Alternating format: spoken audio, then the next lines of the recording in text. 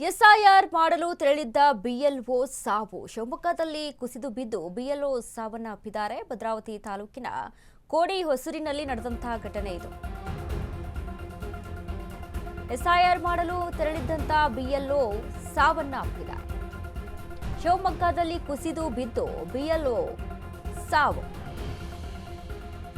ಭದ್ರಾವತಿ ತಾಲೂಕಿನ ಕೋಡಿ ಹೊಸೂರಿನಲ್ಲಿ ನಡೆದಿರುವಂತಹ ಘಟನೆ. ಕಲ್ಲಾಪುರದ ಅಂಗನವಾಡಿ ಟೀಚರ್ ಆಗಿರುವಂತಹ ಮಂಜುಳಾ ಎಸ್ಐಆರ್ ಸಂಬಂಧ ಕೆಲಸ ಮಾಡ್ತಾ ಇದ್ದ ಬಿಎಲ್ಒ ಸಹಾಯಕರು.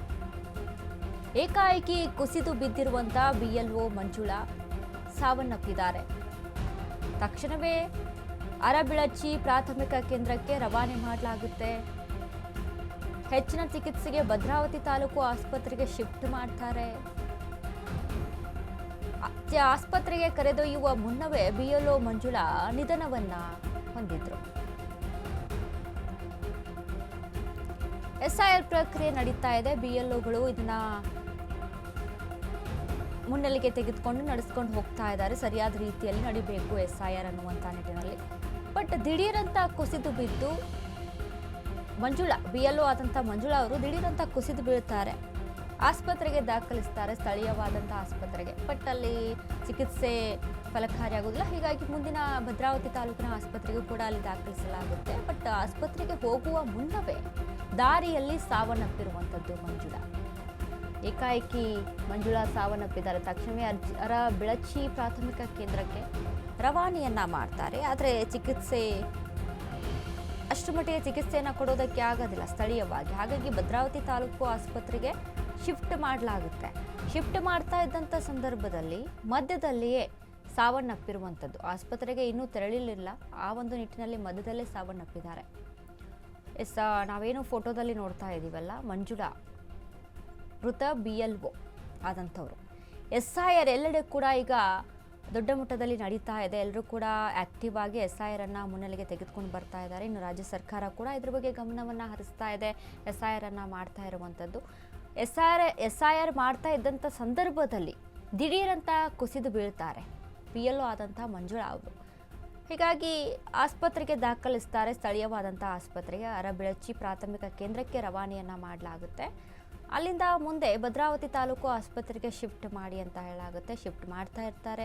ಶಿಫ್ಟ್ ಮಾಡೋಕ್ಕೆ ಹೋದಂಥ ಸಂದರ್ಭದಲ್ಲಿ ಮಧ್ಯದಲ್ಲೇ ಮಂಜುಳಾ ಆಲ್ರೆಡಿ ನಿಧನವನ್ನು ಹೊಂದಿರ್ತಾರೆ. ಆಸ್ಪತ್ರೆಗೆ ಇನ್ನೂ ಅಡ್ಮಿಟ್ ಆಗಿರೋದಿಲ್ಲ ಅಥವಾ ಯಾವುದೇ ರೀತಿಯಾದಂಥ ಚಿಕಿತ್ಸೆ ಅಲ್ಲಿ ನಡೆದಿರೋದಿಲ್ಲ. ಅಷ್ಟರ ನಡುವೆ ಸಾವನ್ನಪ್ಪಿರುವಂಥದ್ದು. ಈ ಬಗ್ಗೆ ಮತ್ತಷ್ಟು ಅಪ್ಡೇಟ್ಸನ್ನು ಕೊಡ್ತಾರೆ ನಮ್ಮ ಪ್ರತಿನಿಧಿಯಾದಂಥ ಅಶ್ವಿನಿ ಅವರು.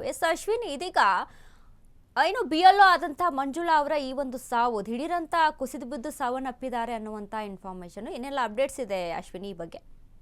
ಎಸ್ ವನಿತಾ, ಏನು ಈಗ ಎಸ್ಐಆರ್ ಸಂಬಂಧ ಕೆಲಸ ಮಾಡ್ತಾ ಇದ್ದಂತಹ ವೇಳೆ ಏನು ಬಿಎಲ್ಒಗಳು ಸಾವನ್ನಪ್ತಾ ಇರೋ ಸಂಖ್ಯೆ ಇವತ್ತು ಶಿವಮೊಗ್ಗದಲ್ಲೂ ಕೂಡ ಒಂದು ನಡೆದಿದೆ ಅಂತಾನೆ ಹೇಳ್ಬೋದು. ಭದ್ರಾವತಿ ತಾಲೂಕಿನ ಕೋಡಿ ಹೊಸೂರು ಗ್ರಾಮದಲ್ಲಿ ಈ ಘಟನೆ ನಡೆದಿದೆ. ಏನು 50 ವರ್ಷದ ಮಂಜುಳಾ ಅವರು ಕೆಲಸದಲ್ಲಿ ಇದ್ದಾಗ್ಲೇನೆ ಇದ್ದಕ್ಕಿದ್ದಂಗೆ ಕುಸಿದು ಬಿದ್ದಿರ್ತಾರೆ. ತಕ್ಷಣವೇ ಅಲ್ಲೇ ಇದ್ದಂತಹ ಗ್ರಾಮದಲ್ಲಿರುವಂತಹ ಪ್ರಾಥಮಿಕ ಚಿಕಿತ್ಸಾ ಕೇಂದ್ರ ಕರ್ಕೊಂಡು ಹೋಗ್ತಾರೆ. ಅಲ್ಲಿಂದ ಭದ್ರಾವತಿ ಆಸ್ಪತ್ರೆಗೆ ಕರ್ಕೊಂಡು ಹೋಗೋಷ್ಟೊತ್ತಿಗೆ ಆಗ್ಲೇ ಮಂಜುಳಾ ಅವರು ನಿಧನ ಆಗಿದ್ದಾರೆ ಅನ್ನೋದು ತಿಳಿದಿದೆ.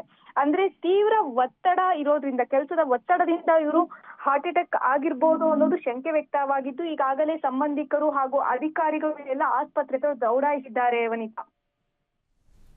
ಅಶ್ವಿನಿಗ ತೀವ್ರ ಒತ್ತಡ ಅಂತ ಅಂದ್ರೆ ಏನ್ ಸಮಸ್ಯೆ ಆಗಿರ್ಬೋದು? ಅಂದ್ರೆ ಯಾವ ರೀತಿಯಾಗಿ ಒತ್ತಡ ಕೇಳಿ ಬರ್ತಾ ಇದೆ ಅಂತ ಅನ್ಸುತ್ತೆ, ಹೇಗೆ ಅಂತ? ಅಂದ್ರೆ ವನಿತಾ, ಏನು ಬಿಎಲ್ಒ ಅಂದ್ರೆ ಏನು ಎಸ್ಐಆರ್ ಮತದಾರರ ಪಟ್ಟಿ ಪರಿಷ್ಕರಣಾ ಕೆಲಸದಲ್ಲಿ ತುಂಬಾ ಒತ್ತಡ ಆಗ್ತಾ ಇದೆ ಅವರಿಗೆ. ಯಾಕಂದ್ರೆ ಪ್ರತಿ ಮನೆಗೂ ಬಂಡಲ್ಗಳನ್ನ ಎತ್ಕೊಂಡು ಹೋಗ್ಬೇಕು, ಅಲ್ಲಿನ ಮಾಹಿತಿಗಳನ್ನ ಕಲೆ ಹಾಕಬೇಕು, ಅಧಿಕಾರಿಗಳು ಹೇಳುವಂತ ಸಮಯಕ್ಕೆ ಮಾಡ್ಬೇಕು, ಅದು ಇಂತಿಷ್ಟು ಸಮಯದಲ್ಲಿ ಮುಗಿಸ್ಬೇಕು ಅನ್ನೋದ್ರಿಂದ ಅವರು ತೀವ್ರವಾಗಿ ಒತ್ತಡಕ್ಕೊಳಗಾಗ್ತಾ ಇದ್ದಾರೆ ಅನ್ನೋದೇ ಅವರ ಕುಟುಂಬಸ್ಥರ ಆರೋಪ ಆಗಿದೆ. ಕೂಡಲೇ ರಾಜ್ಯ ಸರ್ಕಾರ ಈ ತರ ಒತ್ತಡ ಹೇಳೋ ಬದಲು ನಿಧಾನವಾಗಿ ಮಾಡ್ಲಿ ಅನ್ನೋದು ಅವರ ಕುಟುಂಬಸ್ಥರ ಆಗ್ರಹ ಆಗಿದೆ ವನಿತಾ. ಥ್ಯಾಂಕ್ ಯು ಅಶ್ವಿನಿ, ನಿಮ್ಮೆಲ್ಲ ಅಪ್ಡೇಟ್ಸ್ಗೆ.